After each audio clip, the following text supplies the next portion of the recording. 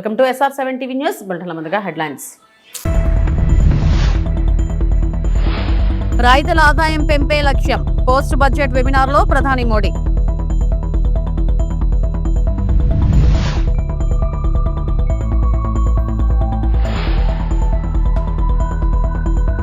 అర్హులందరికీ తల్లి వందనం అందుతుంది. విద్యాశాఖ మంత్రి నారా లోకేష్ స్పష్టం.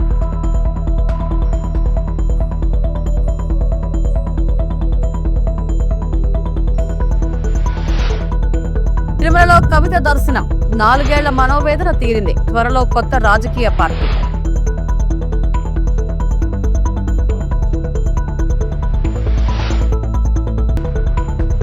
తిరుమలలో జాన్వీ కపూర్ శ్రీవారి దర్శనం. పుట్టినరోజు సందర్భంగా ప్రత్యేక ప్రార్థనలు.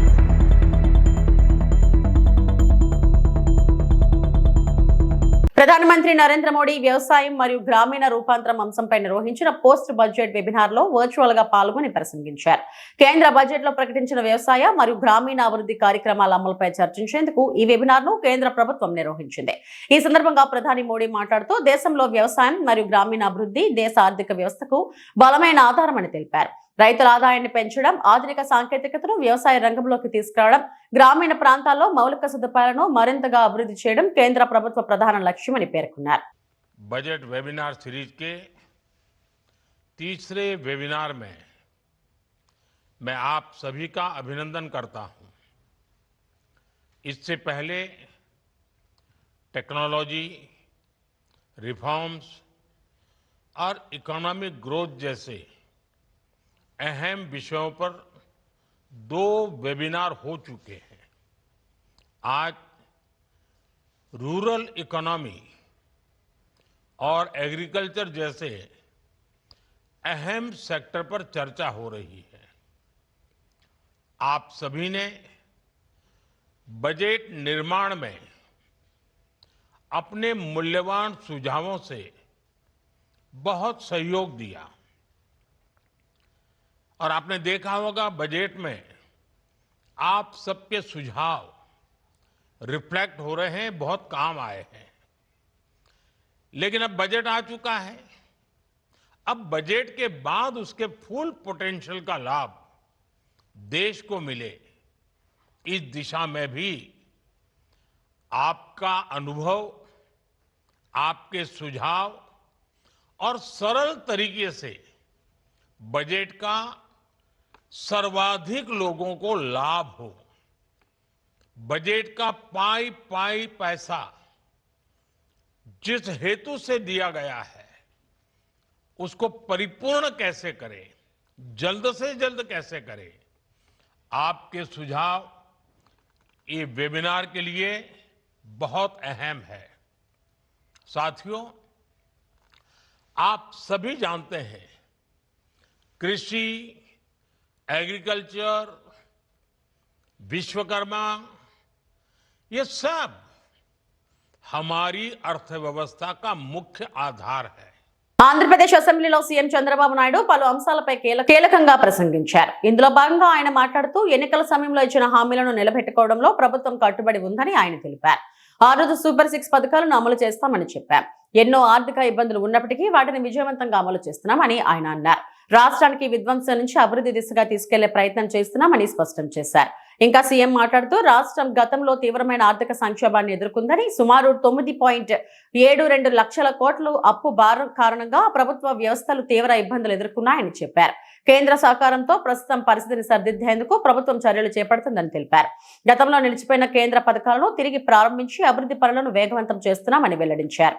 నేను 4వ ముఖ్యమంత్రి. నా జీవితంలో ఇలాంటి వారసత్వమైన ఆర్థిక వ్యవస్థ ఎప్పుడూ రాలేదు. మేము చాలాసార్లు మాట్లాడుకున్నప్పుడు ఎంతోమంది అన్నారు నాతో, మీరు ముఖ్యమంత్రి అవుతారు, అయిన తర్వాత మీరు ఏం చేస్తారని అడిగారు.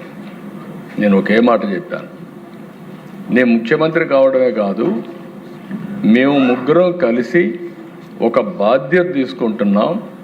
ఈ రాష్ట్రాన్ని గట్టెక్కించే బాధ్యత మా భుజస్కంధాలపైన పెట్టుకొని పోరాడతాం, న్యాయం చేస్తాం, సాధిస్తామని ఆ రోజు చెప్పాను. దాని ప్రకారం ముందుకు పోతున్నాం. ఈరోజు ఇక్కడికి వచ్చినప్పుడు దిశ ఒక ప్రోగ్రెసివ్ బడ్జెట్ 3,32,000 పెట్టారు.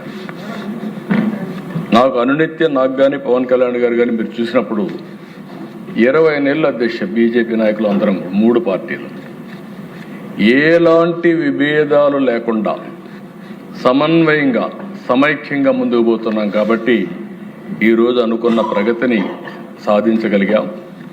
ఇక్కడ ఇంకొక విషయం కూడా అధ్యక్ష మనందరం గుర్తుపెట్టుకోవాలి. ఈరోజు ప్రధాన ప్రతిపక్షం, నేను అపోజిషన్ అని చెప్పడం లేదు, ఒక నిన్నటి వరకు అధికారం ఉన్నారు, 11 సీట్లు గెలిపించారు. 11 సీట్లు గెలిపిస్తే హౌస్కి రావాలి కదా అధ్యక్ష. ప్రతిపక్ష హోదా ఇస్తేనే వస్తామని కండిషన్ పెట్టారు. అంటే ప్రతిపక్ష హోదా ఇచ్చేది స్పీకర్ గారు అధికార పక్షం కాదు. ప్రజలు ఎవరికి ఓటేస్తే వారు ప్రభుత్వాన్ని ఏర్పాటు చేస్తారు. ప్రజలు ఓటేసి మొత్తం సీట్లు ఇస్తే, తగినన్ని సీట్లు ఇస్తే వాళ్లకు ప్రతిపక్ష హోదా ఇవ్వాలా లేదని ప్రజలు నిర్ణయించి పంపించారు అధ్యక్ష. రెండోది, ఒక ముఖ్యమంత్రి పైన ప్రభుత్వం పైన అవిశ్వాస తీర్మానం పెట్టాలన్నా, స్పీకర్ పైన అవిశ్వాస తీర్మానం పెట్టాలన్నా రాజ్యాంగంలో స్పష్టంగా ఉంది. అలాంటి రాజ్యాంగ విలువలు పాటించకుండా విమర్శించే పార్టీని ఏమనాలి నాకైతే అర్థం కాలేదు. ఆ విషయం కూడా మనం గుర్తుపెట్టుకోవాల్సిన అవసరం ఉంది. అయితే అధ్యక్ష, బాధ్యత 20 నెలలు, అనేక సవాళ్ళు, కష్టాలు, సమస్యలను అధిగమించి ట్రాక్లో పెట్టాం. నేనేదో అన్నీ సాధించేసామని చెప్పడం లేదు, కానీ ఆ రోజు ఒక మాట చెప్పాం, సూపర్ 6 ఇస్తామని చెప్పాం. ఎన్ని ఇబ్బందులున్నా సూపర్ హిట్ చేశామని మరొక్కసారి మీ అందరికీ విజ్ఞప్తి చేస్తున్నాం. ఇంకొక పక్కన అధ్యక్ష, విధ్వంసం నుంచి వికాసం వైపు నడిపిస్తున్నాం. సంక్షోభం నుంచి సంక్షేమం వైపు 9,72,000 కోట్ల రూపాయల అప్పుల భారం. వ్యవస్థలు ఒకటి కాదు అధ్యక్ష, అన్ని వ్యవస్థలు ఇబ్బంది పడే పరిస్థితి వచ్చాయి, విధ్వంసం అయ్యే పరిస్థితి వచ్చింది. ఇంకొక పక్కన అధ్యక్ష, ఈరోజు మీరు ఒకసారి చూసినప్పుడు ఆ రోజు జరిగినటువంటి విధ్వంసాన్ని కేంద్ర సహాయంతో 92 పథకాలు ఇప్పుడే డిప్యూటీ సీఎం గారు చెప్పారు. 27,000 మొత్తం కావాల్సింది మనకు 85,000 కోట్ల రూపాయలు జేజేఎంలో కావాలి. వీళ్ళు క్లెయిమ్ చేసింది 27,000 కోట్లు. అది కూడా స్టాండ్ అలోన్ పెట్టారు. కేంద్రం పెట్టిన జేజేఎం యొక్క ఉద్దేశం ఏదైతే అష్యూర్డ్ వాటర్ నుంచి పైప్ లైన్ వేసి ఇంటింటికి కొళాయి ఇవ్వాలని సంకల్పంతో ముందుకు పోతే వీళ్ళు దాన్ని మార్చేసి ఎక్కడికక్కడ స్టాండ్ అలోన్ సిస్టమ్స్ పెట్టే పరిస్థితికి వచ్చారు. కడాన దేశ వీళ్ళు ఖర్చు పెట్టింది 5 సంవత్సరాల్లో 2,000 కోట్లు ఖర్చు పెట్టారు. వైకాపా ఆర్థిక విధ్వంసంతో రాష్ట్రం 30 ఏళ్లు వెనక్కి వెళ్లిందని డిప్యూటీ సీఎం పవన్ కళ్యాణ్ విమర్శించారు. ద్రవ్య వినిమయ బిల్లుపై శాసనసభలో ఆయన మాట్లాడారు. గత ప్రభుత్వం 9 లక్షల కోట్ల మేర అప్పులు మాపై ఉంచి వెళ్లింది. 35,000 కోట్ల బిల్లులు పెండింగ్ లో పెట్టారు. మేము 25,000 కోట్ల బిల్లులు చెల్లించాం. వైకాపా ప్రభుత్వం రాష్ట్ర వాటా ఇవ్వకపోవడం వల్ల 1,000 కోట్ల నిధులు నిరుపయోగమయ్యాయి అని అన్నారు. జలజీవన్ మిషన్ పథకాన్ని గత ప్రభుత్వం నిర్వీర్యం చేసింది. ఈ పథకానికి కూటమి ప్రభుత్వం ప్రాధాన్యత ఇస్తుంది. పయ్యావుల కేశవ్ ప్రవేశపెట్టిన బడ్జెట్ 5 కోట్ల ప్రజల ఆకాంక్షలు నెరవేర్చేలా ఉంది. ఆర్థిక ఇబ్బందులు ఉన్నా 3.32 లక్షల కోట్ల బడ్జెట్ ప్రవేశపెట్టారు. న్యాయశాఖకు కూటమి ప్రభుత్వం చాలా ప్రాధాన్యత ఇస్తుంది. కొత్తగా కోర్టు భవనాల నిర్మాణాలు కొనసాగుతున్నాయని పవన్ అన్నారు. వైకాపాలోని కొందరు ఇష్టం వచ్చినట్లు తిట్టి కులం వెనుక దాక్కుంటున్నారని పవన్ ఆరోపించారు. ప్రవేశపెట్టగలిగారు గౌరవనీయులైన ఆర్థిక మంత్రి శ్రీ పయ్యావుల కేశవ్ గారు. మొన్న వారు ప్రవేశపెట్టిన బడ్జెట్ 5 కోట్ల పైగా ప్రజల అవసరాలని, ఆకాంక్షల్ని, ఆశల్ని గుర్తించింది. వాటి సాధనకై చాలా బలమైన అడుగులు వేసింది.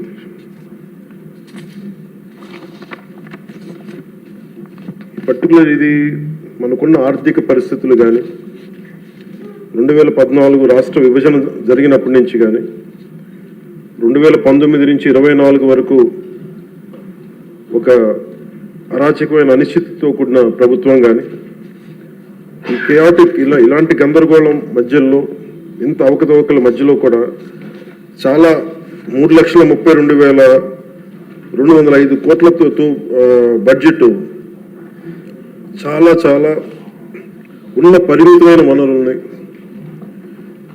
ఉన్న మానవ వనరుల్ని ఎంత జాగ్రత్తగా వాడాలి, ఎంత జాగ్రత్తగా ప్లాన్ చేయాలనేది బడ్జెట్ చాలా చాలా తెలియజేస్తుంది అధ్యక్ష. ఇందాక నేను చెప్పింది మన ప్రజల అవసరాలు, ఆకాంక్షలు నేను చెప్పడానికి కారణం, కూటమి ప్రభుత్వం ఈ ఏడాది కేవలం సామాజిక పెన్షన్ల కోసమే దాదాపు 33,000 కోట్లు పైగా ఖర్చు చేయనుంది అధ్యక్ష. ఇది ఎలాంటి పరిస్థితుల్లో ఖర్చు చేస్తున్నామంటే, గత ప్రభుత్వం 9.74 లక్షల కోట్ల అప్పుల్ని సృష్టించి మనకు ఆర్థిక విధ్వంసం నుంచి మనల్ని నెట్టేస్తే, ఇలాంటి పరిస్థితుల్లో ఏ నాయకుడికైనా సరే, ఏ పార్టీకైనా సరే చాలా ఒక అస్తవ్యస్తంగా ఉండే పరిస్థితులు. దీంట్లో వీటన్నిటిని తట్టుకొని పయ్యావుల కేశవ్ గారు ఆ రోజు బడ్జెట్ ప్రసంగంలో వారు చాలా బ్యూటిఫుల్ కోట్ చేస్తూ వెళ్ళారు. దాంట్లో ఒకటి రవీంద్రనాథ్ ఠాగూర్ గారు చెప్పింది, తాను నాటిన చెట్ల నీడలో తాను ఎప్పటికీ కూర్చోలేనని తెలిసిన భావితరాల కోసం చెట్లు నాటి వ్యక్తి జీవితం యొక్క నిజమైన విలువను అర్థం చేసుకున్నవాడు అన్న విశ్వకవి రవీంద్రనాథ్ ఠాగూర్ గారి మాటల్ని ఇక్కడ ఆయన ఉటంకించారు అధ్యక్ష. ఇది వారిని ఎలా కంపేర్ చేశారంటే, ఒక దూరదృష్టి, దక్షత, దార్శనికత ఉన్న గౌరవ ముఖ్యమంత్రి వారు చంద్రబాబు నాయుడు గారితో కంపేర్ చేసి చెప్పారు అధ్యక్ష.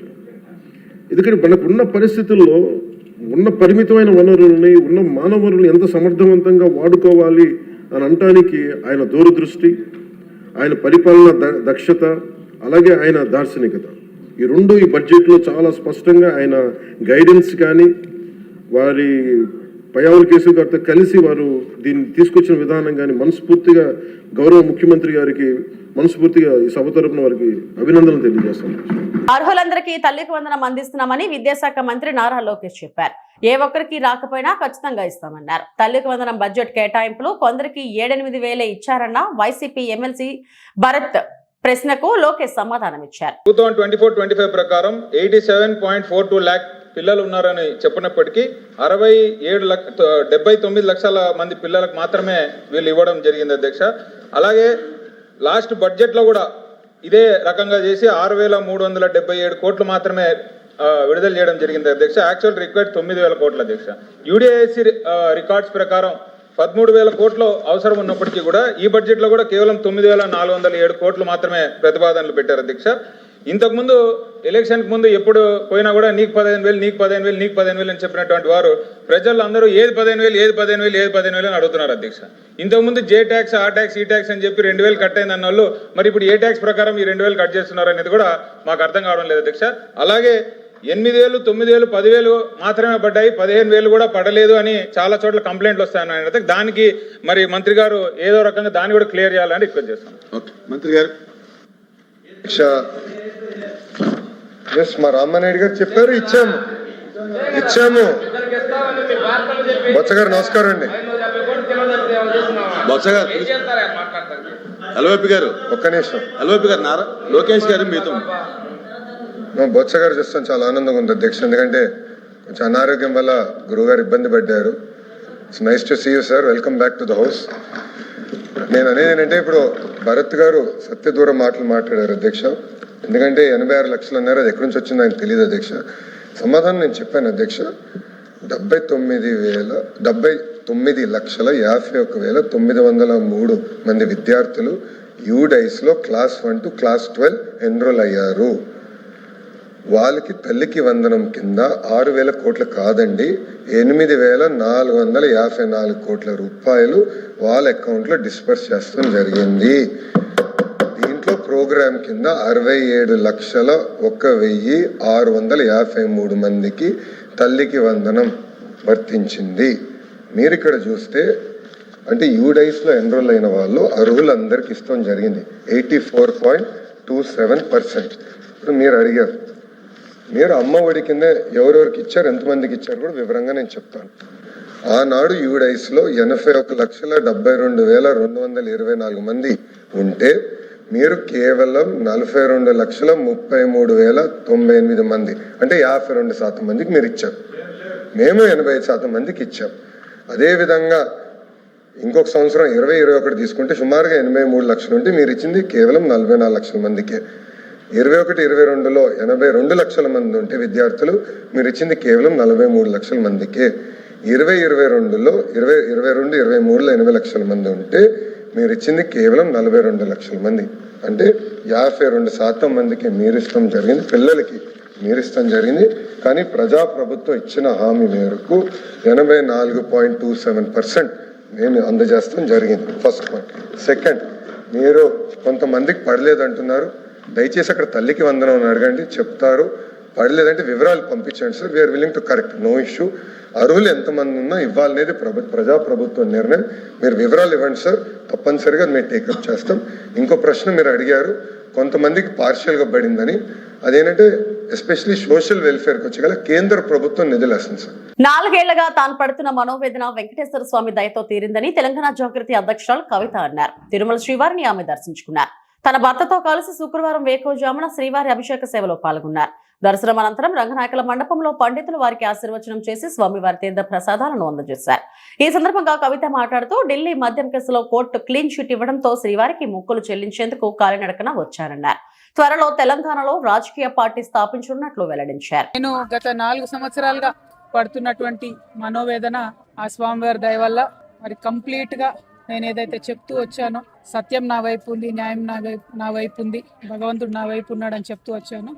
అదే నిజమని రుజువు చేస్తూ కంప్లీట్గా కోర్టులో మరి క్లీన్ చీట్ రావడంతో స్వామివారికి కాలినడకన వచ్చి మొక్కు చెల్లించుకుంటానని అనుకున్నాను. దానికోసం ఇవాళ ఇక్కడికి రావడం జరిగింది. నిన్న కాలినడకన కొండకెక్కి ఈరోజు పొద్దున్నే స్వామివారి దర్శనం చేసుకోవడం జరిగింది. మరి అదేవిధంగా రాబోయే రోజులలో తెలంగాణ రాష్ట్రంలో తెలంగాణ ప్రజల పక్షాన తెలంగాణ ఇంటి పార్టీగా పనిచేయడానికి ఫ్యూచర్లో పొలిటికల్ పార్టీని కూడా పెట్టబోతా ఉన్నాను.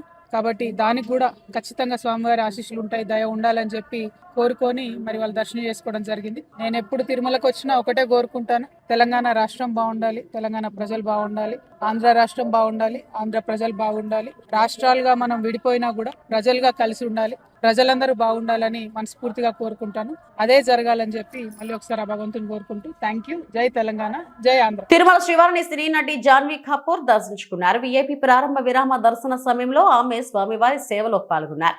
నేడు జాన్వీ పుట్టినరోజు. ఈ సందర్భంగా ఆమె నటి మహేశ్వరితో కలిసి స్వామివారిని దర్శించుకోవడం విశేషం.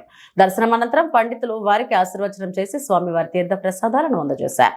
కాంతారా ఫేమ్ నటి సప్తమి గౌడ ఇవాళ స్వామివారిని దర్శించుకుని మొక్కులు చెల్లించుకున్నారు.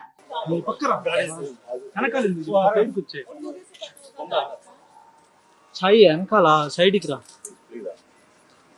వెనకాల తగులుకుంటారు, కాలు తగులుకుంటారు.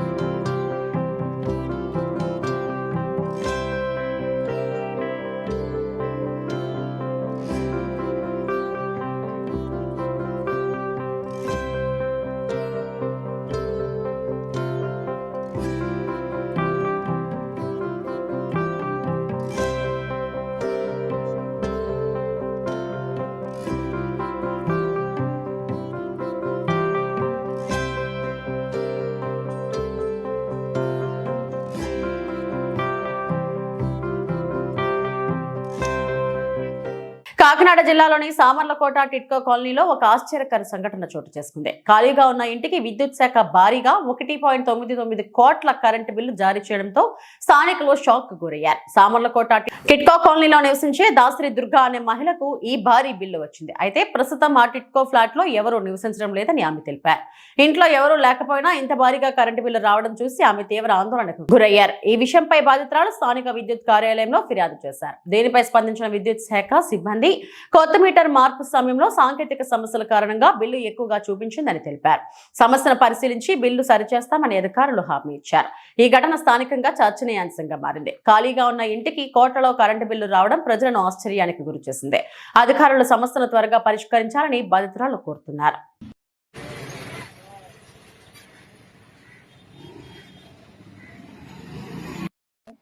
మాకు టిట్కో ఫ్లాట్ లో ఫ్లాట్ ఉందండి. మా అత్తగారి పేరు మీద దాసరి దుర్గా, సామర్లకోట. అయితే ఇవాళ పొద్దున్న 7 గంటలకి కరెంట్ బిల్ మెసేజ్ వచ్చిందండి నాకు. ఏంటని చూస్తే అది దగ్గర 2 కోట్లు ఉందండి. 2 కోట్లు ఉందని చెప్పేసి చూసుకుని అక్కడికి వెళ్ళి వస్తే వాళ్ళమ్మ పక్క వాళ్ళని అడిగితే, లేదమ్మా మనం మీటర్ మార్చారు కదా, మీకు కరెంట్ బిల్ ఇవ్వరు, ఫోన్కి మెసేజ్ వస్తుందని చెప్పారండి. అయితే డైరెక్ట్ పొద్దున్న వెళ్ళి అధికారులకి మన కరెంట్ ఆఫీస్ లో కంప్లైంట్ పెట్టానండి. దాని వెంటనే కంప్లైంట్ తీసుకొని ఇందాక చాలా చాలా ఫాస్ట్ గా కంప్లైంట్ క్లియర్ చేసి నాకు 147 రూపాయలు పుస్తకానికి బిల్ ఇచ్చారండి. 2 కోట్లు కూడా మాది క్లియర్ చేశారండి. క్లియర్ చేసి ఇందాక వచ్చి ఏఓ గారు వచ్చి 147 రూపాయలు బిల్ ఇచ్చారండి పుస్తకానికి.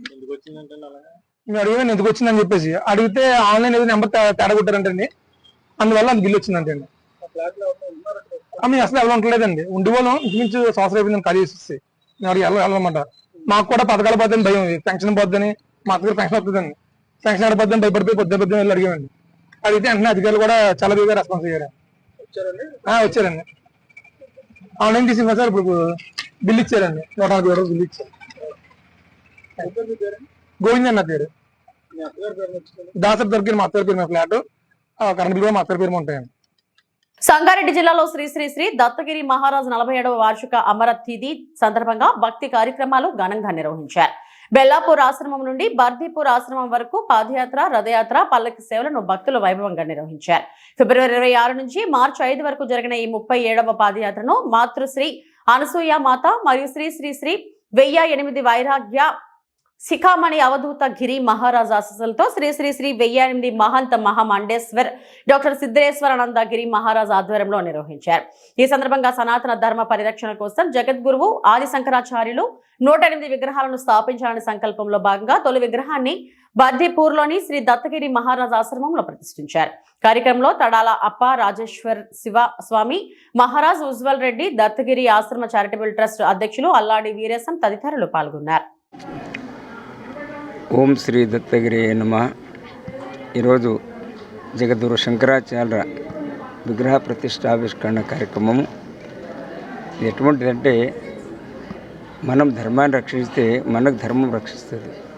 అటువంటిది మనం అనేటట్లాంటి నేనంటే ఒకటే అనేటట్లాంటిది అనేకంలో ఏకం ఉందని చెప్పినట్లాంటి చరిత్ర ఏముందంటే జగద్గురు శంకరాచార్యది. అనేక ప్రాణులు ఉన్నాయి, అనేక ప్రాణులు ఒకటే ఉండని చెప్పి అద్వైత సాంప్రదాయం చెప్తుంది.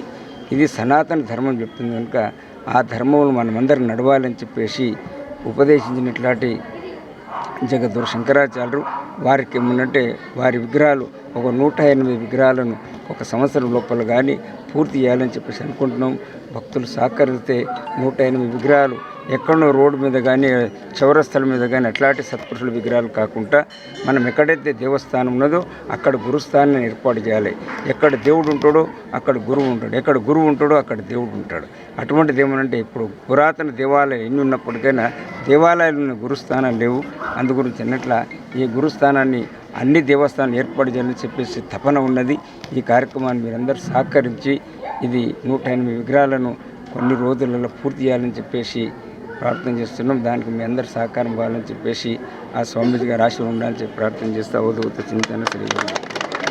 అత్యధిక లాభాలను ఇచ్చే ఉద్యాన పంటలను సాగు చేయాలని జిల్లా రైతాంగానికి కలెక్టర్ ఎస్ రామసుందర్ రెడ్డి పిలుపునిచ్చారు. భోగాపురం మండలంలో శుక్రవారం కలెక్టర్ పర్యటించారు. కోయపేటలో రైతులు సాగు చేస్తున్న ఉద్యాన పంటలను పరిశీలించారు. పొలాల్లో దిగి రైతులతో మాట్లాడి వారి సమస్యలను తెలుసుకున్నారు. సాగు చేస్తున్న పద్ధతులు, మార్కెట్ సదుపాయం, తదితర అంశాలను ఆరా తీశారు. ఈ సందర్భంగా కలెక్టర్ మాట్లాడుతూ వరి స్థానంలో అత్యధిక ఆదాయాన్ని ఇచ్చే ఉద్యాన పంటల వైపు రైతుల దృష్టి సాధించాలని కోరారు. వివిధ రకాల కూరగాయలు, ఆకుకూరలు, పళ్లు, పూల సాగు ద్వారా నిరంతరం ఆదాయాన్ని పొందవచ్చునని సూచించారు. ఉద్యాన సాగు వైపు మళ్లే రైతులకు జిల్లా యంత్రాంగం అన్ని విధాల సహకారాన్ని ప్రోత్సహిస్తుందని హామీ ఇచ్చారు. అలాగే వారు పండించే పంటలకు మార్కెట్ సదుపాయాన్ని, సాంకేతిక పరిజ్ఞానాన్ని కూడా అందిస్తామని అన్నారు. అత్యధిక దిగుబడి కోసం సాంప్రదాయ సాగు పద్ధతులు బదులు ఆధునిక విధానాలను అవలంబించాలని కలెక్టర్ సూచించారు.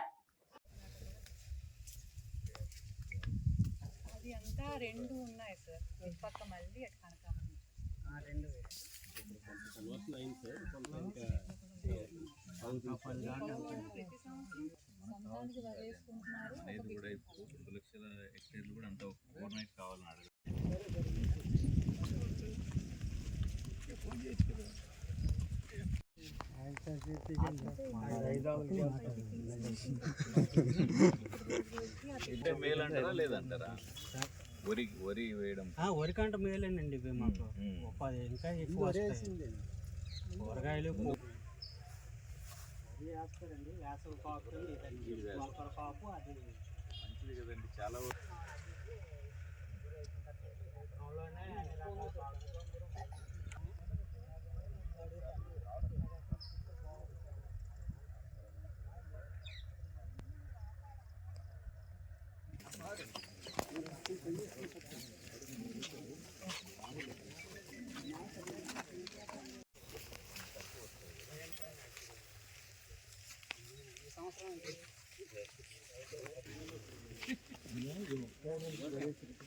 డబ్బులు అయిపోతాయి, సొంత వేసుకోండి, మనకు డబ్బులు ఖర్చు. ఇవి ఇప్పటివరకు నా అప్డేట్స్. నమస్తే.